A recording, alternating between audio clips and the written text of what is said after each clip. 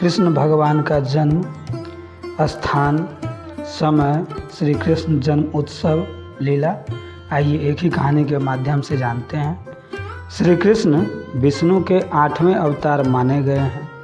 कन्हैया, श्याम, गोपाल, केशव, द्वारकेश या द्वारिकाधीश, गोपाल, वासुदेव आदि नामों से भी उनको जाना जाता है। कृष्ण निष्काम, कर्मयोगी, आदर्श, दार्शनिक, स्थिति प्रज्ञ एवं दैवी संपदाओं से सुसज्जित महान पुरुष थे। उनका जन्म द्वापर युग में हुआ था। उनको इस युग के सर्वश्रेष्ठ पुरुष, युग पुरुष या युगावतार का स्थान दिया गया है। कृष्ण के समकालीन महर्षि वेदव्यास द्वारा रचित भगवद गीता और महाभारत में श्री कृष्ण का चरित्र विस्तृत रूप में लिखा गया है।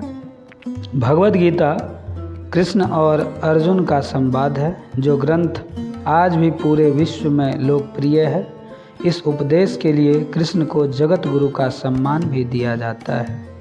कृष्ण वासुदेव और देवकी की 8वें संतान थे।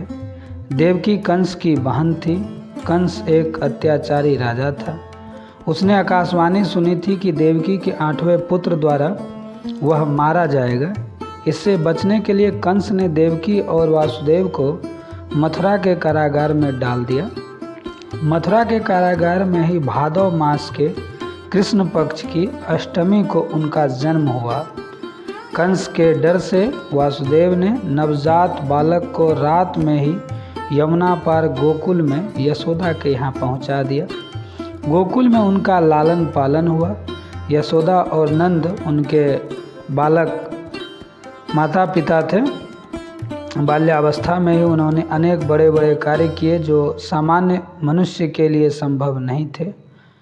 अपने जन्म के कुछ समय बाद ही कंस द्वारा भेजी गई राक्षसी पूतना का वध किया। उसके बाद शकटासुर, तृणावत आदि राक्षस का वध किया। बाद में गोकुल छोड़ नंदगांव आ गए। वहाँ पर भी उन्होंने कई लीलाएं की, जिसमें गौचारण लीला, गोवर्धन लीला, रास लीला आदि मुख्य हैं।